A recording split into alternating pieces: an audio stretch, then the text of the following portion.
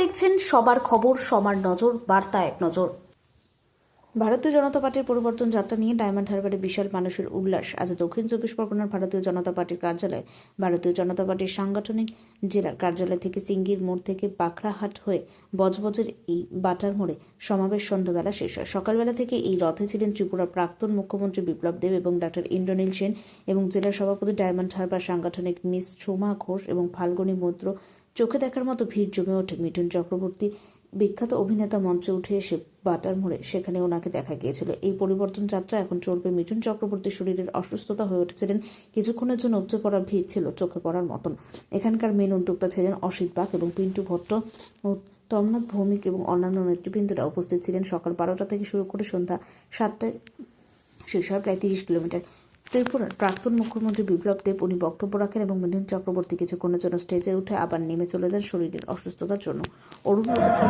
পশ্চিমবঙ্গের মাটিকে লুটে পুটে সর্বনাশ করে দিয়েছে মানুষ। এখানে মানুষ সত্তার কোনো ভ্যালু নেই।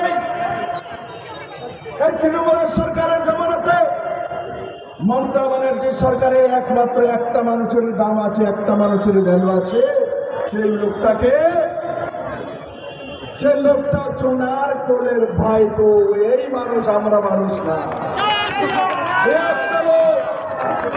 পেছনের দরজা দিয়ে সরকার চালান। এ রাজ্যের মুখ্যমন্ত্রী মমতা বন্দ্যোপাধ্যায় কিন্তু এ রাজ্যে পেছনের দরজা দিয়ে সরকার চালানোর কাজ এই ভাইপো করে থাকেন। পশ্চিমবঙ্গের মানুষ ওনাকে মুখ্যমন্ত্রী বানায়নি, ওনাকে মেম্বার অফ পার্লামেন্ট বানিয়েছে। যে এমপি আছে তার এমপির দায়িত্ব হয়। এখানে সে মুখ্যমন্ত্রীর দায়িত্ব পালন করছে পেছনের দরজা দিয়ে। আর যখন পেছনের দরজা দিয়ে মুখ্যমন্ত্রীর দায়িত্ব পালন করে তখন কোন রাজ্যের যেই অবস্থা হয় সেটাই পশ্চিমবঙ্গের ল অ্যান্ড অর্ডারে রয়েছে বন্ধুরা।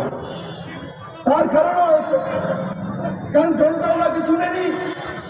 2011-তে মমতা বন্দ্যোপাধ্যায়ের সঙ্গে কোন পশ্চিমবঙ্গের ব্যক্তি ভাইপো নামে এই জিপটাকে দেখেনি, তার ফটোও পায়নি। দেখেছেন কেউ 2011-তে? কোন সাংবাদিক বন্ধু বলতে পারে যে 2011-তে মমতা বন্দ্যোপাধ্যায়ের সঙ্গে আমরা তার ভাইপোকে দেখেছি? তখন উনি ছিলেন না। হঠাৎ করে আবিষ্কার হলেন, এখন পুরো পশ্চিমবঙ্গ ওনাকে দিতে হবে। পশ্চিমবঙ্গের মানুষকে ওনাকেই মুখ্যমন্ত্রী বানাতে হবে। তার জন্য মমতা বন্দ্যোপাধ্যায় পেছনের দরজা দিয়ে ওনাকে দিয়ে সরকার চালাচ্ছে এবং